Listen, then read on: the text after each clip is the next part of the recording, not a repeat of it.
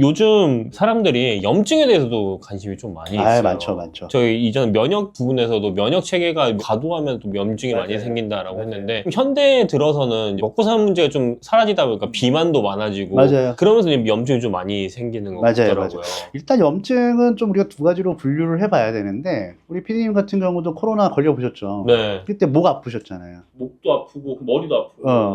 근데 목이 붓잖아요. 네. 이때는 무슨 염증이냐? 급성염증이에요. 일반적으로는 3, 4일 내로 다 회복이 되죠. 건강한 성인의 경우는. 근데 이제 만성염증이라고 그거보다는 염증의 정도는 약하긴 하지만 우리 몸에 상존하는 경우가 있어요. 상존한다. 비만이나 뭐 이런 부분들이 있을 때 이러한 어떤 만성염증이 상존을 하게 되면 당뇨병이 생기고 고지혈증이 생기고 더 나아가서는 여러 가지 퇴행성 뇌질환, 알츠하이머도 마찬가지고 이게 다 만성염증하고 다 연관이 돼 있어요. 만병의 근원인데 염증과 알츠하이머가 연관이 있나요? 상관이 돼 있죠. 알츠하이머는 뭐 특정 단백질이 관여를 한다고 알려져 있지만 그 근간에는 만성염증이 있어요. 그래서 말초의 만성염증이 큰 사람들이 알츠하이머 걸릴 확률이 더 높아요. 지금 우리가 얘기하는 염증은 만성염증을 말하는 거예요. 그래서 만성염증 같은 경우가 실제로 여러 가지 만성질환들, 당뇨, 고지혈증, 고혈압 뭐 이런 것들의 원인이 된다고 알려져 있죠. 그렇기 때문에 이거에 대해서 관리를 많이 해야 된다라고 하고 또 이 부분이 대사증후군이라고 해서 비만과도 굉장히 밀접한 관련이 되어 있기 때문에 요새는 다이어트와 만성염증 이거를 결부를 시켜서 다이어트 할 때 만성염증을 어떻게 잡아갈 것인가. 그러니까 만성염증이 풍부해지면 쉽게 말씀드리면 만성염증이 몸에 상존하게 되면 살이 잘 찌는 체질이 되는 거죠. 그게 대사증후군이니까. 그래서 만성염증을 잡아가면서 식습관도 관리를 하고 뭐 운동도 해가면서 살을 빼는 게 훨씬 더 유리하다. 염증이라는 것 자체가 몸에 안 좋은 것처럼 많이 그건 느껴지는데 아니죠. 왜냐하면 염증이라는 거는 면역 반응이 과도화된 면역 반응이 되는 거죠. 만약에 염증이 없었다면 사람은 생존을 못했을 거다. 왜냐하면 우리가 염증이 지금 문제가 된다고 하지만 126년 전으로 돌아가면 상처 한 방에 죽을 수도 있어요. 항생제 없잖아요.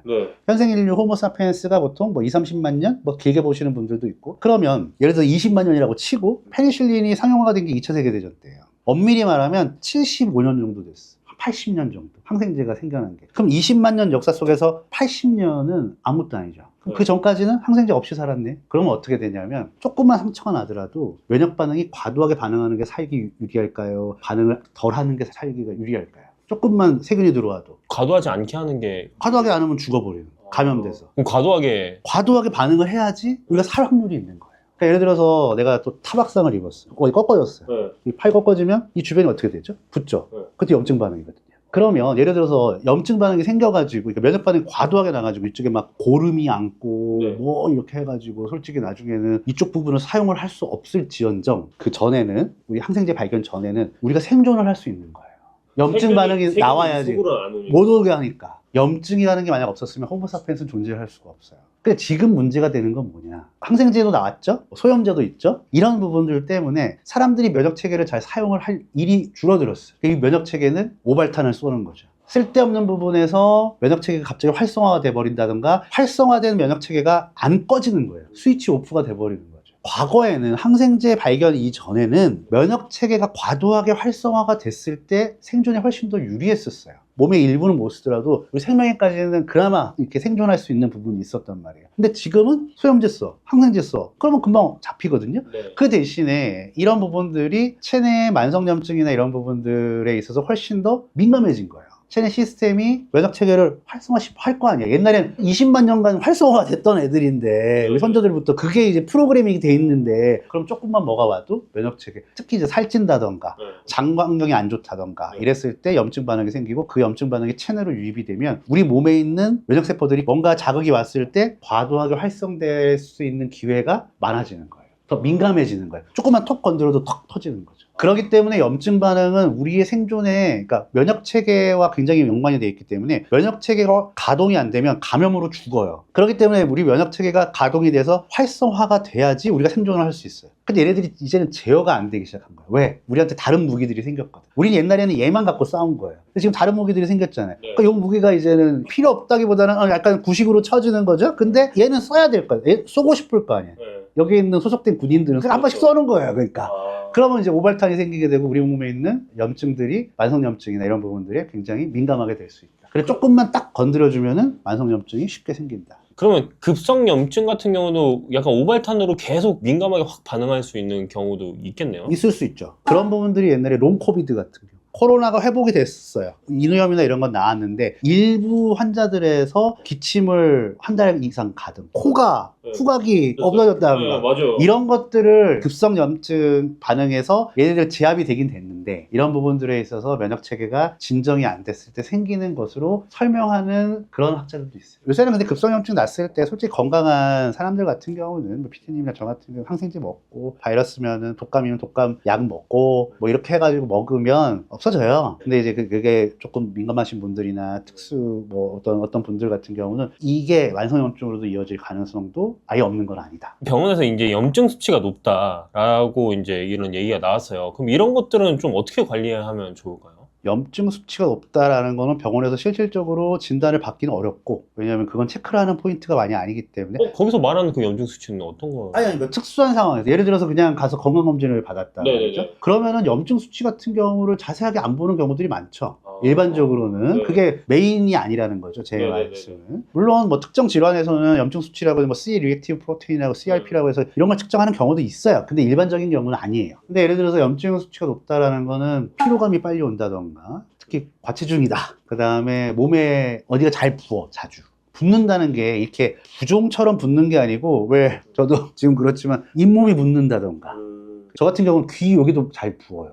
뭐 몽우리 같은 게 있어. 몽우리 같은 게 있는데 이런 것도 마찬가지고 그러니까 여러 가지 다래끼가 자주 난다던가 뭐 이런 부분들에 있어서 불편한 점이 있을 수가 있는데 그런 상황이 이제 만성염증이 굉장히 활성화가 된 부분이다. 그럴 때 염증 관리를 해야 된다라는 거죠. 그럼 그 관리는 어떻게 하나요? 염증 관리 같은 경우는 솔직히 일단은 과체중이시면 체중을 빼는 게 제일 중요하고 염증을 유발할 수 있는 염증원들, 술, 담배 이런 거 하시면 안 되고 그리고 관련해가지고 염증을 잡을 수 있는 영양제 같은 경우도 참고로 그런 분들한테는 추천해 드릴 수도 있어요. 어떤? 또 커큐민도 될 수가 있고 커큐민. 네, 대표적으로 항염증과 관련해서는 커큐민도 될 수가 있고 이런 천연물들 같은 경우가 실질적으로 이 염증 반응이나 이런 것들을 뭐 직간접적으로 억제를 해줘가지고 굉장히 좋은 효과를 얻을 수도 있어요. MSM 같은 관절염에 사용하는 소재죠. MSM 같은 경우도 그럴 수도 있고 그래가 그 관련된 그 염증이 뭐 관절염도 염증이고 다 염증이잖아요.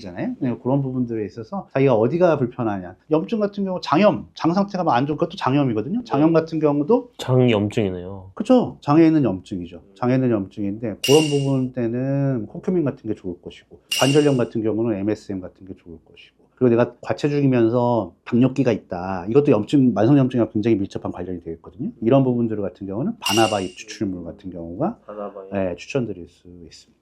박사님은 이제 어떻게 보면 생약 쪽이시잖아요. 그렇죠. 한의학에서 알고 있는 뭐 약재나 뭐 이런 것도 좀 추천해 주실 만한 게 또 있을까요? 아까도 말씀드렸던 거 다 생약이에요. 뭐 MSM 빼고는 커큐민은 강황, 뿌리에 있는 거고 그다음에 바나바 잎 추출물 같은 경우는 바나나가 아니고요. 바나나 아닙니다. 바나바라고 해서 우리나라에서 나지 않는 잎 추출물이 그거고 제가 또 관심 있게 보는 삼칠이라고 하는 생약 같은 경우도 삼칠이요? 네, 삼칠삼이라고 해서 뭐 우리나라에 흔하진 않습니다. 뭐 흔하진 않는데 어디에 있는 건가요? 그게 원래 재배지가 운남성이에요. 중국 운남성. 중국 운남성. 네, 우리나라에서도 그걸 재배를 시도하려고 했었는데 제주도에서 했었어요. 근데 운남성 기후가 어떠냐면 운남성이 베트남 바로 위거든요. 열대지방이죠. 굳이 말하면 열대지방인데 고산지대예요. 고산지대. 그렇기 때문에 기후가 되게 애매해요. 그래서 우리나라의 제주도에 그걸 심어서 작물화 시켜보려고 했는데 다 실패했죠. 그래서 얘네들은 삼칠은 굉장히 어찌 보면은 지역 특화된 천연물이라고 할까요? 여기서밖에 안 자라요. 그렇게 해서 되게 귀하긴 귀한데 삼칠 같은 경우가 항염증 효과가 굉장히 뛰어나죠. 그거랑 또 유사한 것들이 뭐 인삼, 홍삼이랑 친구인데 물론 그 성분군은 조금씩 달라요. 성분이 다른다기보다는 예를 들어서 삼칠에는 A라는 성분이랑 B라는 성분이 있는데 A라는 성분이 삼칠에도 A, B가 있고 인삼에도 A, B가 있어요. 근데 삼칠에는 B가 1%도 안 들어가 있어요. 근데 인삼에는 B가 30% 들어가 있어요. 이게 다당체인데 어찌됐든 요렇게 그러니까 친구인데 들어가 있는 건 똑같아. 들어가 있는 건 똑같은데 그 종류로 따졌을 때 함량이 달라요. A란 거는 진세노사이드인데 A란 거는 삼칠에서는 7에서 15% 정도 들어가 있고 인삼에서는 3에서 7% 정도 들어가 있어요. 그러면 이런 거는 생 식물로 먹는다기보다는 제품으로 먹는 게 제품으로 먹어야죠. 생으로 어떻게 먹어요? 예를 들어 얘를 뭐 이렇게 갈아서 이렇게 먹는다든지 보통은 제품으로 나와 있어요. 삼칠은 우리나라에서 구하지 못해요. 엄청 비싸겠네요. 비싼 축에 속하죠. 싼 거는 뭐 여주 같은 것도 좋아요. 여주 같은 경우도 이제 여주? 항당뇨, 당뇨에 좋긴 하지만 대부분의 생약은 정도의 차이가 있을 뿐이지 항염증 효과는 갖고 있어요. 정도의 차이일 뿐이지. 그 중에서 뛰어난 애들 같은 경우가 몇 개가 있는 거고, 그 중에서 유명한 게 커큐민. 커큐민 같은 경우는 강황의 주성분이에요. 네. 커리의 주황색 색소를 보시면 되고. 그 생강이랑 약간 유사하지 않나요, 걔가? 생긴 건 비슷하고 생강과긴 해요. 생강과긴 한데 성분은 완전히 달라요. 네, 다르고 생강도 항염증 효과가 굉장히 뛰어나죠. 그렇죠. 뭐 그런 것들은 천연물들은 거의 이제 갖고는 있지만 그 정도의 차이가 있다. 지금 말씀드린 뭐 삼칠, 커큐민, 콜세틴이라고 해서 네. 양파 껍질에 많이 들어가 있는. 퀘르세틴. 퀘르세틴. 네. 그게 양파 껍질에 많이 들어가 있는. 양파 껍질 같은 거 왜 깨끗하게 해가지고 뭐 다려 먹어 이런 말 하시잖아요. 네네네. 그것도 일리가 있는 말이고, 콜세틴 같은 경우도 항염증 효과로 연구가 굉장히 많이 되어 있어요. 근데 얘네들은 솔직히 말씀드리면 제품 구하기가 힘들어요. 그래도 그나마 구할 수 있는 것들은 뭐 프로폴리스 같은 것도 좋고, 프로폴리스는 꿀에 나는 거 아닌가요? 벌이 만드는 시멘트 정도로 보시면 돼요. 아. 벌집을 만들 때 있어서 그 겉에 벌이 바르는 거죠. 그러면은 꿀에 나는 성분이라기보다 그 벌집에서 나는 성분. 벌집에 의해서 나는 성분이죠. 시멘트에 시멘트. 쉽게 말하면 노얄제리는 여왕벌이 먹는 밥, 꿀은 일반 벌들이 먹는 밥, 프로폴리스는 시멘트. 왜냐하면 항균 작용이 엄청 강하고, 네. 항염증 작용이 있으면 항균 작용도 강한 경우가 많아요. 네. 항균 작용 막으니까 자기네들 이렇게 마감제로 이렇게 하면은 외부에서 균이 침범을 못하는 거예요. 그 여왕을 보호하기 딱 좋은. 여왕보다 자기네들 다 보호하는 거예요. 자기들도. 애벌레도 보호를 해야 되고. 그래서 그 벌꿀에서 나오는 것들에 대해서도 노얄제리, 뭐 일반 꿀, 프로폴리스 이런 것들이 있죠. 프로폴리스도 플라보노이드라고 하는 성분이 많이 들어가 있어요. 쉽게 말하면 콜세틴 친구들. 프로폴리스 제품은 약국에서 쉽게 구할 수 있어요. 특히 이쪽 호흡기계 염증을 잡아주는데 굉장히 좋습니다. 만성염증에는 또 괜찮나요? 프로폴리스가? 그렇죠. 근데 이제 어디로 쏠리느냐가 조금씩 달라요. 커큐민 같은 경우는 관절이나 장, 바나바 잎 추출물 같은 경우도 쉽게 구하실 수 있는데, 이거 같은 경우는 간 쪽에 많이 작용을 하고, 간 쪽에? 네, 간 쪽에 많이 작용을 하고, 삼칠은 혈액 쪽으로 많이 작용을 하고. 삼칠은 엄청 중요. 엄청 중요하죠. 그리고 프로폴리스는 이쪽에 작용을 하고. 이게 약간씩 그 성분의 차이에 따라서, 함유된 성분의 차이에 따라서 어느 부분에 많이 가느냐. 예를 들어서 이 펜을 먹었단 말이에요. 네. 피디님이 먹었어. 이 펜이 예를 들어서 얼굴로만 간단 말이에요. 그럼 배 속에 염증을 잡을 수 있어요? 못 잡죠. 못 잡잖아요. 네. 그러니까 똑같은 거예요. 얘가 아무리 좋아도 네. 안 가면 그만이지. 근데 어떤 애는 예를 들어서 이거를 만약에 먹으면 얘는 장에만 머물러 있다가 대변으로 나온단 말이에요. 그럼 장에 염증을 잡는 게 좋겠네. 그죠? 이렇게 보시면 돼요. 그러니까 그 안에 성분들이 어디로 가느냐. 이걸 한방적인 용어로는 귀경이라고 하는데, 네. 이게 그런 거예요. 그러니까 천연물 안에 항염증 효과를 갖고 있는 성분들은 있어. 근데 걔네들이 어디로 가냐 말이죠. 관절로 많이 가고 관절에 좋겠네. 그죠? MSM 같은 경우는, 커큐민 같은 경우는 관절에도 좋고. 그런 거죠. 어디로 가고 어디로 작용하고 이런 게 배합이 중요한 건가요? 아니면 거기에 또 뭔가 시스템이 따로 시스템이라기보다는 예를 들어서 플라보노이드다 그러면은 플라보노이드의 지용성, 수용성 정도에 따라서 어디로 많이 가는가가 결정이 돼요. 그게 가장 큰 원리예요.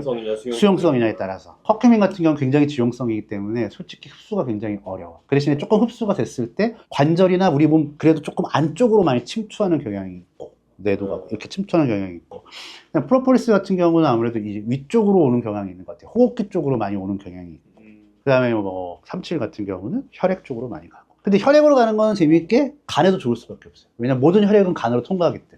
아까 말씀하셨던 그런 간에 가는 거, 뼈에 가는 거, 그리고 뼈에 간다고만 하지 말고 네. 그쪽으로 그래도 많이 간다. 다른 데도 좀 가는데, 그쵸. 이게 쏠리면 이게 네. 점으로 표시하면 왜 이쪽에 많이 몰려 있는 거지. 그러니까 그쵸, 약간 그쵸. 그런 식이지. 그런 애들 중에서 제일 구하기 쉬운 거는 지금 바나바 잎추출, 프로폴리스. 나머지는 구하기 좀 어렵다는. 삼칠 같은 경우는 좀 고가기도 하고, 있는 데는 있어요. 약국에 있는 데는 있고, 그 다음에 커큐민 같은 경우는 인터넷에 요새 많이 나와요. 인터넷 아이허브 막 이런 데 아이허브엔 당연히 있고요. 커큐민은 요새 제일 많이 하는 것 중에 하나예요. 관절이랑 장 쪽으로 많이 연구가 돼요. 관절사. 어떤 특수한 커큐민은, 특수하다는 건 제형적으로 어떤 가공을 한번 하면 뇌로도 많이 가요. 지용성이 엄청 큰 것들은 체내로 들어오기도 힘든데 체내로 들어왔을 때 나가기도 힘들어요. 아무래도 좀 깊은 곳으로 가는 경향이 있는 것 같아요. 이거는 뭐 제가 몇 년간 이렇게 보면서 여러 가지 데이터를 봤을 때 그런 경향성이 있다는 거지. 상대적으로 수용성이 강한 애들은 빨리 빠져나가는 거. 들어와도 빨리 빠져나가. 그럼 뇌에 좀 뭔가 이렇게 할 수 있는 그런 약품 같은 거 지용성인 경우가 훨씬 많다. 지용성이거나 그 분자 구조가 작은 게 훨씬 더 유리해요.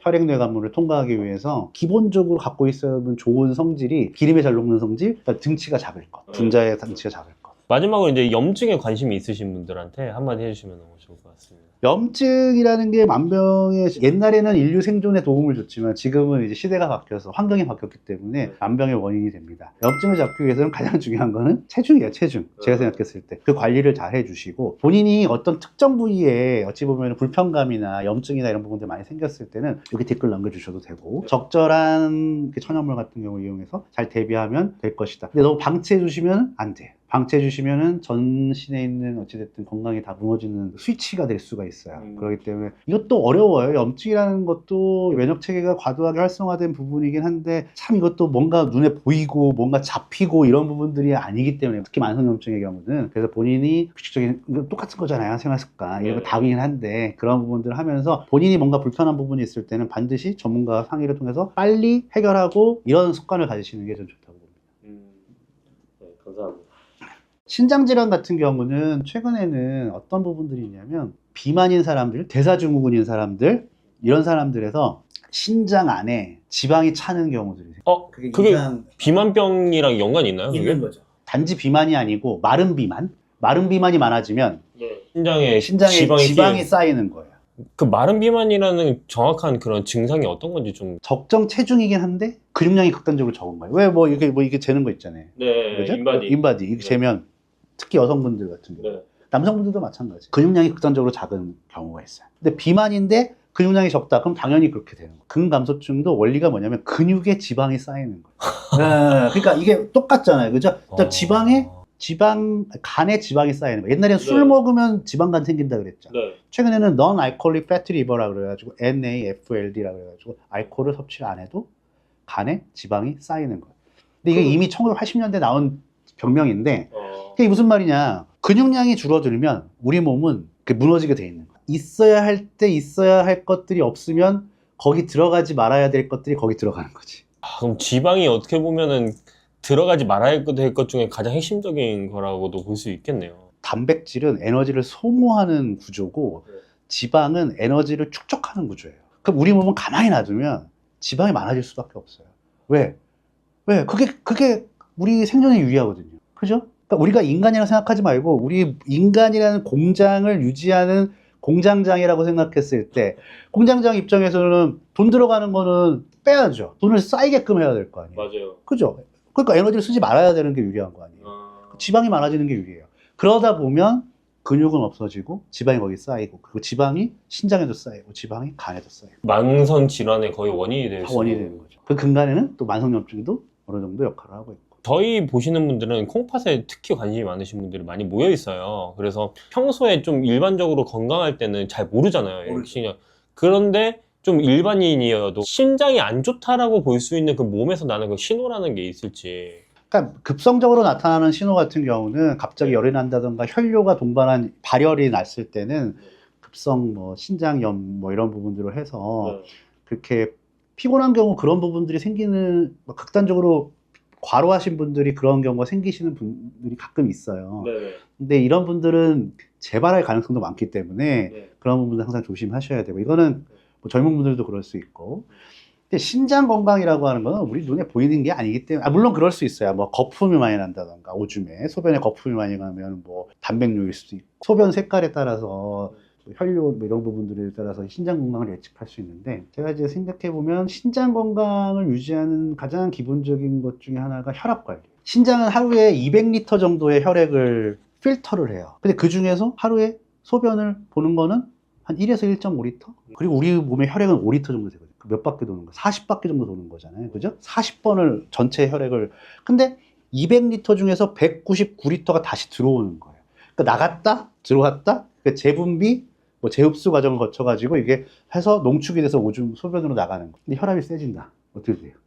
필터는 가만히 있는데 이게 세질 거 아니에요. 그죠? 그 필터가 고장나기 시작합니다. 그래서 혈압 관리가 제일 중요해요. 혈압 관리에서 제일 중요한 건 어떻게 보면은 염분? 이런 걸 좀 조절해야 되는 소금. 네, 소금 같은 거. 혈압이 있으시면 기본적으로 간이 센 음식은 피하시는 게 좋아요. 이 미네랄 자체가 신장을 직접적으로 손상시킨다기보다는 혈압을 통해서 혈압이 높아지면 신장이 필터를 이렇게 너무 세게 하니까 필터로 너무 세게 이렇게 압력이 계속 가해질 거 아니에요. 그러면 이제 필터가 툭 이제 나가기 시작하는 거죠. 근데 이건 또 여담이긴 한데 현대인들이 만성탈수예요. 만성탈수인 경우가 많아요. 혈압이 아닌 이상 너무 또 소금을, 그러니까 너무 덜 간을 안 해 먹으면 물이 이렇게 들어왔다 나가 그냥 못 머물러요. 근데 소금을 너무 많으면 물이 너무 많이 머무르기 때문에 이 머무른 물들이 혈압을 높이는 거예요. 혈압이 조금 있으신 분들은 저염식을 하는 게 맞고, 네. 일반인 같은 경우는, 그러니까 모든 사람한테 저염식이 맞는 게 아니에요. 네. 항상 건강이라고 하는 거, 관리라고, 건강 관리라고 하는 거, 본인이 먹고 좋은 약을 남한테 추천하지 마십시오라고 해요. 그죠? 본인의 상황에 맞게끔 해야 돼요. 네. 내가 혈압도 없는데 저염식으로 먹는다? 좋은 거 아니에요. 그런 부분이 있고. 네. 그 다음에 또 어르신들 같은 경우 또 하나 조심하셔야 될 게, 관절염 약 중에서 그러니까 정형외과를 갔을 때 그 소염제를 줘요. 뭐 콕스2 이니비터라고 해서 세레콕시브라고 대표적인 게 있는데, 이거를 장기간 복용하면 신장이 망가집니다. 신장을 보호하는 물질의 생성을 막아요. 그래서 혈압 관리랑 정형외과 약을 엄청 많이 그러니까 올해 보통 정형외과 약을 한 번 드시기 시작하면은 이게 무릎이 아프시니까, 네. 어르신들 같은 경우에 자주 드셔요. 자주 드시는데, 예를 들어서 넘어졌어요. 그래서 이쪽에 이제 부었어요. 네. 이때는 소염제를 꾸준하게 드시는 게 맞아요. 뭐 7일치가 나왔다 그러면 끝까지 먹는 게 맞아요. 근데 그냥 만성적으로 내가 무릎이 아파, 어르신들이 그러시잖아요. 그러면은 정형외과 가면 60일치만 이렇게 나온다. 그거는 매번 드실 필요가 없고, 많이 아프실 때만 하나씩 드시고, 뭐 그런 애들이, 그런 소염제가 신장을 망가뜨린다. 그거는 이제 실질적으로 신장을 보호하는 물질의 생성을 막기 때문에. 프로스타그란딘이라고 해서 원래는 염증과 관련된 그 물질이에요. 근데 그 중에서 그 종류가 굉장히 많아요. 종류가 굉장히 많은데, 그 중에 하나는 뭐 위 점막을 보호하는 역할도 해줘요. 걔네들 중에서 어떤 애들은 염증을 유발하는 애들이, 또 어떤 애들은 점막을 보호해주는 역할, 어떤 애들은 신장을 보호해주는 역할을 해줘요. 그래서 그 프로스타그란딘이라고 하는 성분이 나오는데, 그거를 생성을 막아버려요. 그 소염제가. 왜냐면 염증을 막아야 되니까. 그러니까 염증이 생성되는 애들만 막는 게 아니고, 윗단에서도 딱 끊어버리면 이쪽 긍정적인 역할을 하는 애들도 안 나와. 이거 진짜 인체의 신비네요, 어떻게 보면. 그러니까 인체가 네. 굉장히 정교하게 만들어진 것도 있지만, 인체는 어찌 보면 굉장히 단순합니다. 한 가지에서 소스를 덜 쓰면서 최대한 많은 다양한 효과를 조절을 하게끔 만들어 놓기 때문에, 윗단에서 딱 끊으면 좋은 것도 없고 나쁜 것도 없어. 실제로 이게 그 시스템을 한번 공부를 해보시면 되게 신기한 것들이 많아요. 딱 긍정적인 역할을 하는 애, 부정적인 역할을 하는 애들이 밸런스를 맞춰가면서 우리 항상성을 키워가는 건데, 이걸 윗단에서 딱 끊어버리면 나쁜 것도 없어져, 염증도 없어져, 좋은 것도 없어져. 그러면 그 중에서 이제 문제가 생기는 거죠. 그러면 아까 프로스타글란딘이라는 말씀하셨는데, 우리가 실제로 먹는 음식이나 아니면 영양제 중에 이런 성분을 가지고 있는 것들이 그게 없죠. 없나요? 없죠. 제가 알기로는 이런 성분들 같은 경우는 반감기라고 해야 되나? 그러니까 거기까지 가지는 못해요. 분해되거나 뭐 이거 불안정한다던가 뭐 여러 가지 이유 때문에 그런 것들은 이제 어렵죠. 이게 그런 부분들이 있어요. 아무리 좋은 것도 뭐 위고비 마운자로 같은 경우 먹죠. 먹는 거 안 나오죠. 이제 나올 거긴 할 건데 안 나오죠. 왜 안 나오냐면은 흡수가 안 돼서 그래요. 주사를 놔야 되나 그러면? 그러면 신장으로 다이렉트로 이렇게 하면 모르겠어요. 근데 그러면은 사이드 이펙트가 어떻게 날지 모르죠. 아직까지 이런 쪽에 실험을 하고 있는 사람이 이런 건 아직 동물 정도까지는 할 수 있겠죠. 제가 동물 실험 옛날에 핀란드에서 했을 때는 뇌에다 구멍 뚫어서 뇌에다 넣어요. 그 자리에다가. 사람한테 어떻게 그러겠어요? 못하죠. 그러니까 뇌는 파킨슨병이 생겨난 부분을 정확하게 이렇게 여기다가 여기 머리 깎아서 쥐털을 깎은 다음에 여기다가 딱 한 다음에 거기 딱 깨요. 거기만 딱 거기다가 딱 집어넣고 이 몇 센치 들어가면 몇 미리 들어가면 되는 것까지 딱 정해가지고 거기 딱 집어넣고 거기다 양물을 딱 투여해요. 왜냐면 백날 먹어봤자 안 되니까. 근데 그거 사람한테 어떻게 하겠어요? 신장 어떻게 찌르겠어요? 못하죠. 못하죠. 그건 안 돼요. 그거는 아직까지 안 되는 건 안 되는 거예요. 이유가 있는 건데 다 알고 있어도 불구하고 그것들을 실질적으로 적용을 하기 어려운 현실적인 부분이 훨씬 더 크다, 이렇게 보시면 돼요. 신장한테 바로 좋은 성분이 갈 수 있는 뭔가 음식이라든지 그런 건 없을 수 있지만, 그래도 신장에서 제일 중요한 건 혈압 관리라고 볼 수 있는데, 그러면은 혈압 관리에 좋은 음식이라든지 그런 생활 습관을 가지면은 좀 신장 건강에 좀 도움이. 그다음에 덜하는 게 있죠. 혈압 관리는 어찌됐든, 혈압은 쉽게 말씀드리면 체내의 수분량을 빼주면 돼요. 살이 빼지면 수분량도 줄어들어요. 그럼 그 물을 좀 안 먹어야 되나요? 그렇기 때문에 저염식을 먹으라는 거죠. 물을 먹어도 빨리빨리 빠질 수 있게끔. 체내 오래 지속이 되면 안 돼요. 그러니까 하여튼 이 혈압 관리라는 거는, 그러니까 몸속에 있는 수분량을 줄이시는 게 제일 좋다. 그거는 체중 관리가 될 수도 있고 저염식이 될 수도 있고 두 개가 똑같은 거죠. 근데 제가 듣기로는 물을 많이 마시면 콩팥에 좀 도움이 된다? 이런 얘기도 좀 제가 들어본 것 같긴 한데. 물을 많이 마시면은 뭐 일반적으로 여러 가지 도움은 되겠지만 뭐 신장에 특수하게 도움이 된다던가. 근데 물도 너무 많이 마시면 죽어요. 그러니까 이게 극단적으로 갈 필요가 없다. 물 섭취는 하루에 뭐 한 1에서 2리터 사이 정도? 뭐 1.5에서 2리터. 그 정도 드시는 것 같고 문제가 안 되니까. 그리고 한 번 드실 때 200 정도, 200에서 300 사이로 너무 한꺼번에 많이 드시지 말고. 이게 그냥 원칙이에요. 그리고 식사 전으로 많이 드시지 말고. 식사 전으로 많이 드시면 소화 요소가 희석돼가지고 소화가 안 되는 경우가 있다. 수분을 안 먹으면 문제가 생길 수 있죠. 수분을 안 먹으면 탈수가 생기는데 탈수가 생기면은 에너지 대사가 제대로 안 되기 때문에 뭐 피로감이 오고 뭐 여러 가지가 올 수도 있어요. 그러니까 변비가 올 수도 있고 안구 건조가 올 수도 있고 뭐 여러 부분들이 뭐 피부도 당연히 뭐 푸석푸석해질 거고. 그래서 그 수분은 적당히 드시는 게 좋은데 뭐 물을 많이 먹는다고 신장이 좋아진다? 이거는 아니고 혈압이 없는데 저염식을 할 필요는 없다. 오히려 탈수를 일으킬 수 있다. 근데 혈압이 있으면 저염식을 하시는 게 좋다. 여기서 또 하나 말씀드릴게요. 신장 같은 경우는 또 당뇨와도 밀접한 관련. 아, 그래요? 네, 당뇨와도 밀접한 관련이 되어 있는데 이 당뇨라는 게 어찌됐든 혈당이 조절이 안 돼서 생기는 건데 조절이 안 된 혈당이 계속 높은 상태로 혈중에 유지가 되고 있으면 혈관 안에서 포도당이 독성물질로 변해요. 그리고 혈액에 독성물질이 많아. 그러면은 작은 혈관부터 망가질까요? 큰 혈관부터 망가질까요? 작은 거부터. 작은 거부터 망가지겠죠. 모세혈관 분포가 가장 많은 곳이 망막, 신장, 신경이에요. 그러니까 망막이 망가지고 신장이 망가지고 신경이 망가지고 그것도 관리를 하셔야 돼요. 당 관리도 하셔야 되고. 그러니까 이게 만성질환에 다 연관이 되는 거예요. 신장이 결국은 필터기 때문에. 필터면서 모세혈관 필터거든요. 쉽게 얘기하면. 그러니까 당뇨에 있어서 혈관 안에 독성물질이 많아지면 모세혈관 분포가 많은 신장이 망가질 거고 혈압은 이건 화학적으로 망가진다고 치면 혈압은 물리적으로 망가뜨리는 거죠.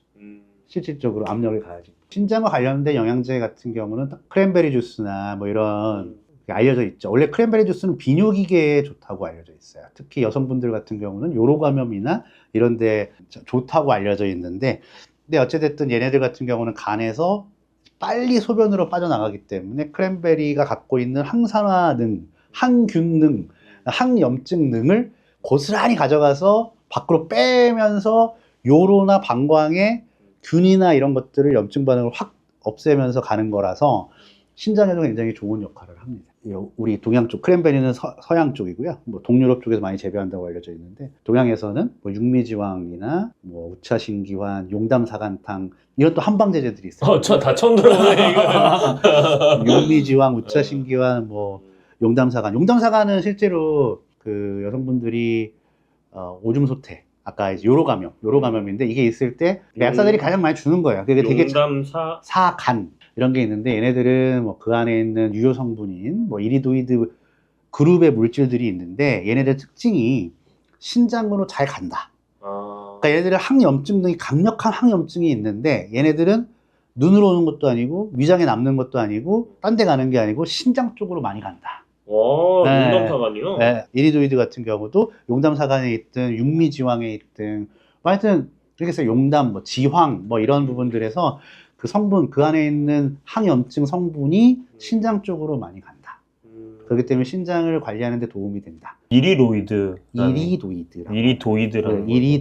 이리도이드는 성분 이름이 아니고 어떤 특정 구조를 가진 모든 물질군을 다 이리도이드라고 합니다. 더 깊은 얘기를 나누고 싶지만 시간이 부족해서 네, 한 번 더 시리즈로 한 번 더 많이 해보시죠. 마지막으로 신장에 좀 관심이 많으신 분들은 건강한 신장 관리를 위해서 한마디 해주시면 좋을 것 같습니다. 신장은 그 자체로라기보다는 다른 부분에서 아까도 혈압과 당뇨 이런 부분들의 직접적인 영향을 받는 거고 뭐 관절염 약이나 이런 약에도 장복하는 약, 장기 복용하는 약에도 영향을 받을 수 있습니다. 그렇기 때문에 그 신장의 특징은 한 번 망가지면 돌아오기가 굉장히 힘듭니다.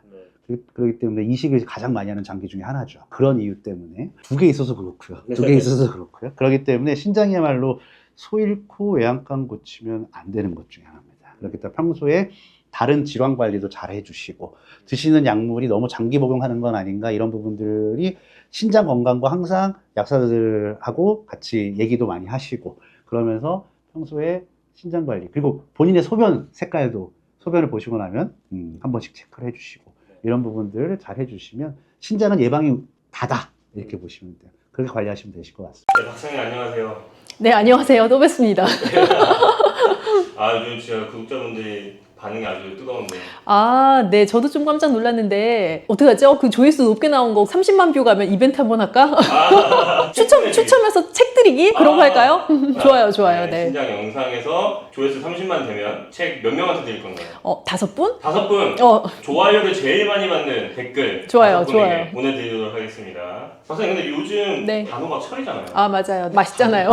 단호박 너무 맛있죠. 쪄먹어도 맛있고. 단호박에 대해서 좀 알고 네. 싶은데 소개시켜 주실 수 있을까요? 사실 단호박이 겉에는 짙은 초록색인데 딱 가르면 아주 선명한 주황색 그런 컬러가 나오잖아요. 제가 지난 영상에서도 어디에선가 강조드렸던 게 채소의 색깔이 뚜렷할수록 사실 우리 몸에 좋은 영향을 미칠 수 있는 가능성이 높다라는 말씀을 드렸는데 단호박이 대표적인 채소라고 생각을 해요. 그래서 단호박 색깔의 노랗고 주황색이고 그런 채소들은 베타카로틴이라고 부르는 영양소가 많이 들어있어요. 그런 얘기 들어보셨을 텐데 누구나 어렸을 때 당근 먹으면 눈 좋아진다. 엄마 그런 얘기 많이 하잖아요. 당근에 있는 베타카로틴이 활성형 비타민 A로 바뀌면서 내 눈 건강에 도움이 되는 영양소로 변신할 수 있기 때문인데 단호박도 마찬가지 원리예요. 베타카로틴이 많고 그 베타카로틴을 내가 적정한 방법으로 잘 섭취해서 내 몸이 잘 대사하고 나면 활성형 비타민 A로 바뀌면서 나에게 좋은 영향을 주는 기초 영양소가 됩니다. 주황 계열의 색깔이 네. 나는 음식들은 전부 다 베타카로틴이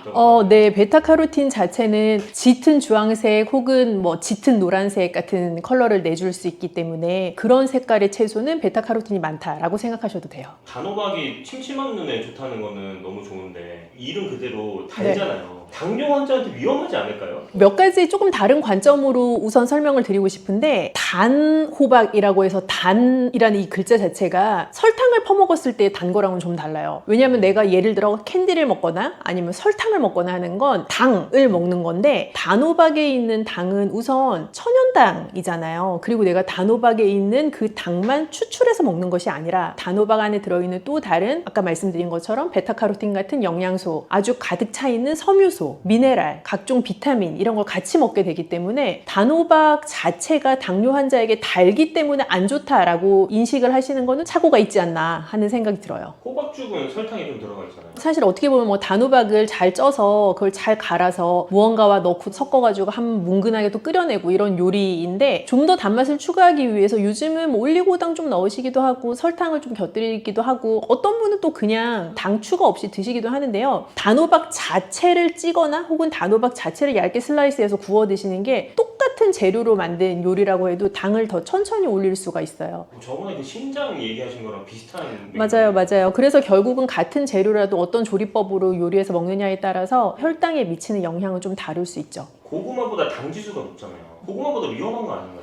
당지수라는 개념도 있지만 우리가 당부하라고 하는 개념이 별도로 있는데 예를 들면 내가 고구마 작은 거 한 개를 먹는 거랑 큰 단호박 한 개를 먹는 건 고구마 한 개, 단호박 한 개이긴 하지만 중량이 다르잖아요. 어떤 재료를 먹느냐도 중요하지만 어떤 재료를 어느 만큼 먹느냐라는 관점에서 보면 당뇨 환자분들한테 단호박을 권할 때 종이컵 한 컵 정도 되는 양이 한 번에 드실 수 있는 적정량 정도다라고 말씀을 드리거든요. 가볍게 설명드릴 때는 그 정도 양이라고 하면 사실은 혈당을 그렇게 올라가게 하는 재료는 아니에요. 우리가 GI 지수라는 말을 요즘 많이 쓰시는데 그 GI 지수만 가지고 모든 재료에 당에 미치는 위험성이라는 것을 판단할 수는 없습니다. 단호박은 그러면은 식사할 때 뭐 어떻게 같이 먹으면 당 부하가 좀 덜 드는 방법이 있을까요? 네, 단호박을 정말 내가 좋아해요. 그렇다고 하더라도 단호박만 열심히 드시는 거는 권하지 않아요. 어떤 하나의 재료를 어떤 다른 거랑 같이 먹느냐가 중요하다라는 말씀 몇 번 강조를 드렸잖아요. 단호박을 드실 때 신선한 잎채소를 곁들이는 것도 너무 좋고요. 아니면 달걀 같은 단백질 근원 식품을 곁들이는 것도 좋고요. 우리가 잎채소로 만든 샐러드, 뭐 각종 양상추 이용한 거, 양파도 같이 좀 곁들이고 방울토마토도 썰어 넣고 한 그런 류의 그린 컬러가 나는 샐러드들을 같이 곁들이면 좋을 것 같아요. 드레싱 너무 많이 넣지 말고요.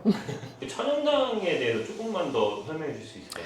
예를 들면 마시는 음료수를 한번 생각을 해볼게요. 내가 집에서 사과랑 찐 단호박이랑 잘 익은 바나나랑 그런 거를 넣고 믹서기에 잘 갈아요. 아무 설탕이나 올리고당 넣지 않고요. 그래도 달거든요. 설탕이나 올리고당 넣지 않았는데 왜 달죠? 자연적인 천연의 단맛, 그 천연당이 있기 때문에 단맛이 나는 건데요. 공장에서 나온 각종 음료들은 감미를 하죠. 인공당이 들어가 있는 것인데 천연당이라고 해도요. 인공당과 마찬가지로 과량을 먹게 되면 내 몸 안에서 중성지방으로 바뀌고 그게 내 간에 축적이 되면서 나를 살찌게 하거나 혹은 대사적으로 나를 불균형으로 이끌 수는 있어요. 하지만 인공당이 농축되어 있는 것만큼의 그 양을 천연당으로 먹기는 사실 쉽지가 않고 자연에 있는 재료에서 포함되어 있는 천연당은 그 천연당 자체가 가지고 있는 건강한 단맛을 즐겁게 즐기면서도 재료 자체가 가지고 있는 당 말고 다른 좋은 영양소들, 섬유소, 자연에서부터 온 수분, 비타민, 미네랄, 단백질 그런 것들을 잘 같이 즐길 수 있는 재료이기 때문에 인공당이 많이 들어가 있는 식품이랑은 조금 다르죠. 당뇨 환자가 단호박을 안전하게 먹으려면 어떻게 먹으면 좋을까요? 설탕을 첨가하지 않고 단호박만 드시는 건 괜찮아요. 예를 들어 단호박을 잘 쪄서 적당량 드시거나 혹은 얇게 슬라이스해서 뭐 기름을 많이 두르지 않고 팬에다가 구워서 노릇하게 드시거나 하는 건 너무 좋은 방법이고요. 제일 추천드리고 싶지 않은 거는 설탕이나 시럽 같은 거를 많이 넣은 단호박 라떼? 그런 거는 좀 별로입니다. 그래서 내가 무언가를 첨가하지 않고 자연 재료 자체를 건강하게 조리해서 먹는다라고 생각하시면 단호박을 충분히 건강하게 당뇨 환자분들도 즐기실 수 있는 간식이 되죠. 이런 여름철에 단호박을 먹으려면 하루에 단호박은 어떤 식으로 먹는 게 좋은지 아침, 점심, 저녁으로 좀 알려주세요. 일단 추천드리고 싶은 건 내가 아무리 좋아하는 재료라도 대놓고 먹는 거는 저는 추천드리고 싶지 않아요. 너무 내가 좋아하는 재료라고 해서 정말 삼시세끼 그 재료를 먹는 것보다는 적절하게 잘 드시고 다른 끼니에는 다른 영양소를 공급해 줄 수 있는 재료를 드시면 좋겠어요. 하루에 한 번 정도 종이컵 한 컵 정도에 해당하는 단호박까지는 괜찮겠다라고 생각이 돼요. 그리고 조금 더 욕심을 부리자면 단백질 재료 곁들여서 드시고 또 다른 비타민이나 미네랄을 공급해 줄 수 있는 채소류, 신선한 과일들 같이 곁들여 드시면 좋을 것 같아요. 당뇨 환자도 조금 더 즐겁게 식사할 수 있는 방법이라고 생각한다면 고기하고 단호박을 같이 잘 볶아서 드시는 요리도 저는 추천하고 싶은데 단호박 자체가 조리하기 전에는 꽤 단단한 과육이거든요. 얇게 슬라이스 하셔가지고 고기랑 같이 볶아내면 고기의 단맛도 좀 살짝 배이면서 단호박의 단맛도 좀 극대화가 되기도 하고요. 즐겁게 드실 수 있는 요리가 되죠. 요리 비결이 있는 그런 게 있을까요? 그런 요리의 비결은 또 제가 이런 거를 늘 하지 않습니까?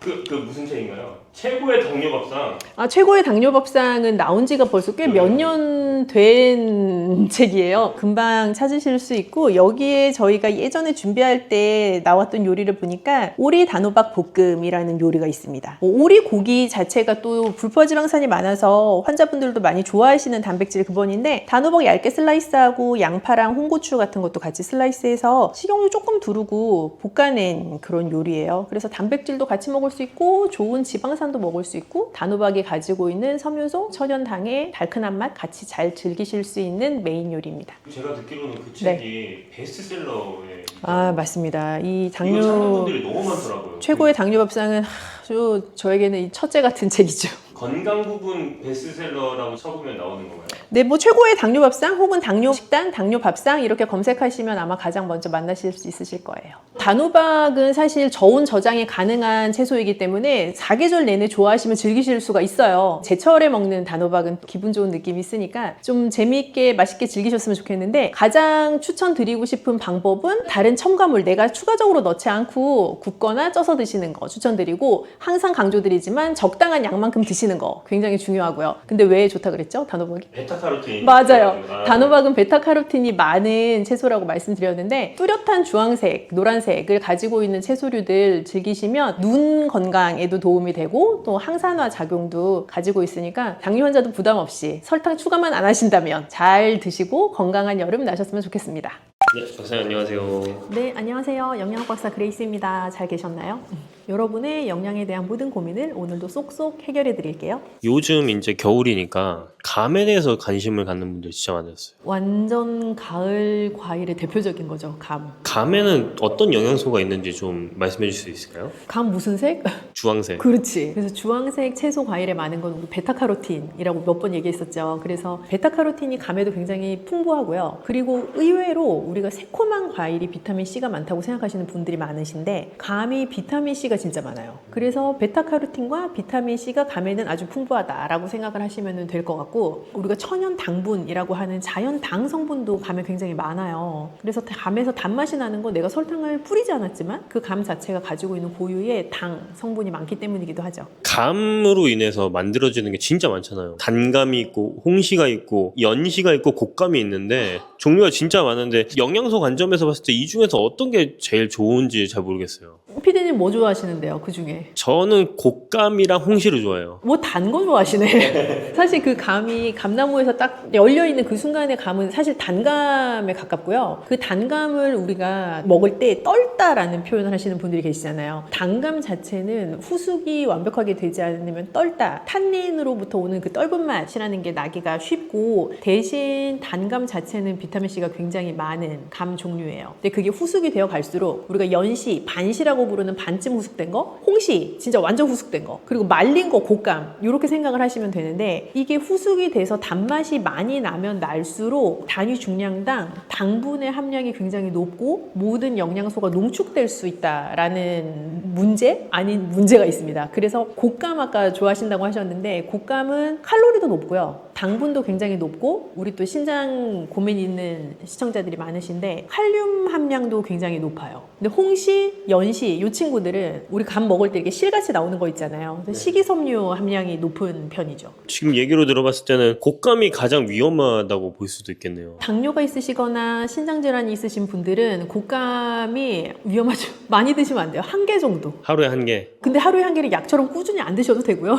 그냥 가끔 먹고 싶을 때 한 개 정도. 감이 신장 건강에도 좋다고 제가 들었거든요. 근데 방금 얘기했을 때 곶감이 또 신장에 또 안 좋다고 얘기하니까 좀 약간 헷갈리는 부분이 있어요. 이게 감의 종류에 여러 가지가 있다라고 방금 설명을 드린 것처럼, 곶감은 칼륨이 굉장히 농축되어 있는 형태, 그리고 당분도 높은 형태이기 때문에 곶감은 일단 살짝 피하시는 게 좋고요. 감 중에 만약에 택하겠다라고 하시면 칼륨 함량이 그래도 적정량이면서 조금 달콤한 맛을 느끼실 수 있는 게 홍시 정도이지 않을까 하는 생각이에요. 감을 좀 건강하게 먹을 수 있는 방법이 있으면 좋을 것 같아요. 감 샐러드 드셔보셨어요? 감 샐러드요? 단감을 가지고 만들기가 되게 좋은 메뉴인데, 감을 이렇게 얇게 썰어요. 우리 왜 감 되게 통통하게 썰어서 먹잖아요. 그러지 말고 이렇게 약간 슬라이스 하듯이 얇게 썰고, 초록 채소들 있죠. 근데 향이 좀 센 거, 요즘 루꼴라 이런 것도 많이 드시는데. 산나물도 포함인가요? 산나물? 그거는 생 샐러드로 먹기도 살짝 애매할 수가 있고 너무 향이 강해서, 루꼴라 아니면 양상추, 로메인 이런 것들이랑 같이 그 감 슬라이스를 얹어서 리코타 치즈 같은 거 곁들여서 드시면 되게 맛있어요. 감이랑 치즈의 조합이 되게 좋아요. 감과 리코타 치즈, 뭐 감과 크림 치즈 이런 조합들이 되게 근사한 조합이에요. 곶감 같은 경우는 어떻게 먹으면 좋을까요? 사실 나 안 드셨으면 좋겠는데 정말 너무 좋다, 먹고 싶다 하시는 분들은, 우리가 당분이 너무 높은 걸 먹을 때 그 당분이 나의 몸에 주는 영향을 최소화하고 싶다면 일단 단백질을 곁들이면 좋다라고 머릿속에 넣으시면 가장 간단해요. 그래서 요즘은 곶감도 안에 치즈나 견과류 같은 거 넣어가지고 곶감 말아낸 것들 있는데, 그런 거는 조금 더 곶감이 가지고 있는 높은 당 성분을 조금은 낮추어서 흡수시켜 줄 수 있는 장치? 그런 재료와의 조합인 거죠. 홍시 같은 경우는 어떻게 먹으면 좋을까요? 홍시는 자칫하면 앉은 자리에서 한 10개도 먹을 수 있잖아.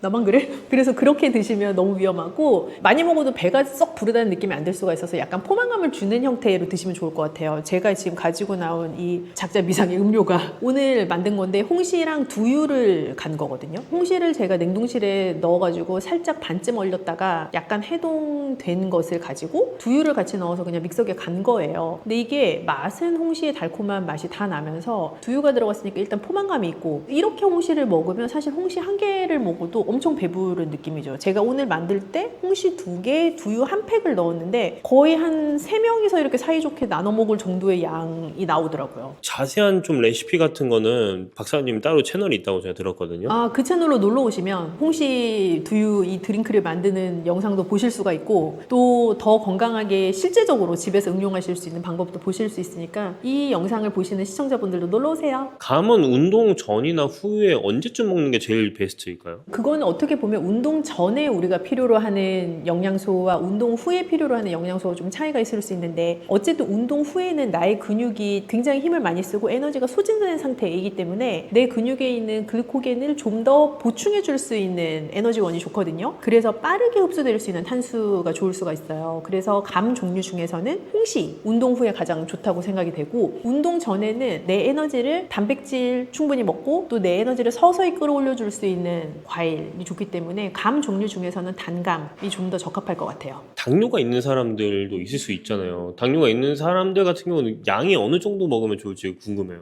어르신들 중에 감을 좋아하시는 분들이 매우 많으셔서 앉은 자리에서 여러 알을 드실 수 있다고 저에게 자랑처럼 말씀하시는 분들이 계신데 감은 혈당을 꽤 많이 올릴 수 있는 과일이거든요. 그래서 하루에 반 개에서 한 개 정도가 맥시멈이라고 생각하고 드셔야 돼요. 그 정도 양이 적당합니다. 단감이 됐든 곶감이 됐든 홍시가 됐든 상관없이 딱 그 정도 양을 네, 그 정도 양을 추천드려요. 감은 변비에 좋은 거예요, 나쁜 거예요? 그것도 또 감의 종류에 따라 살짝 차이가 있을 수 있어요. 감 먹으면 변비 오니까 많이 먹지 말라고 하는 어른들도 계시거든요. 그건 단감을 많이 먹었을 때 그럴 수 있어요. 단감의 떫은 맛을 내는 탄닌이라는 성분은 변비를 유발할 수 있는 성분이기 때문에 단감을 너무 많이 드시면 변비를 겪으실 수 있고요. 반대로 홍시에는 실같이 보이는 식이섬유가 많이 들었잖아요. 그래서 홍시는 감으로 인한 변비를 유도하기보다는 오히려 나의 변비를 조금 해결하는 데 도움을 줄 수 있는 형태의 감인 거죠. 그러면은 단감 같은 걸 좋아하는 분들이 꽤 있을 수 있는데 아까 말씀하셨듯이 그 탄닌으로 해서 떫은 맛이 많이 나잖아요. 이런 거 좀 중화시킬 수 있는 방법이 있을까요? 일단 후숙을 하셔야 돼요. 그래서 잘 익히면 일단 탄닌 성분이 줄어들고 떫은 맛이 덜 나기 때문에 익혀서 드셔야 되는데 보통 냉장고에 그냥 그대로 넣으시는 분들 계신데 그렇게 하는 것보다 약간 서늘한 곳에서 후숙이 된 상태로 냉장 보관을 하시면 훨씬 달콤하게 단감을 드실 수가 있고 빨리 먹고 싶어 막 그러면은 되게 웃긴 방법이라고 생각하실 수 있지만 종이봉투 같은 데에 사과하고 감을 같이 넣던지 바나나하고 감을 같이 넣으면 감이 빨리 익어요. 왜 그렇게 되는 건가요? 약간 이게 에틸렌 같은 성분들이 서로 나오면서 감을 좀 후숙시키는 성분이 그 봉투 안에서 돌게 되면서 감이 좀 빨리 익게 되는 효과가 있죠. 곶감을 만들다 보면 흰색 가루가 생기잖아요. 겉에 네, 그거 곰팡이 아닌가요? 곶감을 보면 요즘 뭐 명절에도 곶감 세트 많이 선물 받으신 분들도 계실 텐데 어떤 곶감은 되게 반짝반짝하고 감 색깔인데 어떤 건 이렇게 하얗게 표면에 껴있단 말이죠. 그러면 사람 눈이 또 보기가 좋은 거를 원하니까 이 전자에 해당하는 반짝반짝을 원하실 수 있지만 옛날 어른들이 말씀하셨죠. 그 허연 게 단 거라고. 하얀 곶감이 더 달다고. 네. 그게 근데 사실 맞는 말씀이세요. 이게 당분이 밖으로 나오면서 당화된 일종의 결정체 같은 형태거든요. 그래서 그게 뭐 곰팡이 이상한 거 이런 거 아니고 당분이 밖에 이렇게 끼어 있는 상태라고 생각을 하시면 되는데 만약에 그게 깨끗한 흰색이 아니고 푸르딩딩하거나 시큼한 냄새가 나거나 하면 의심해 보셔야 되지.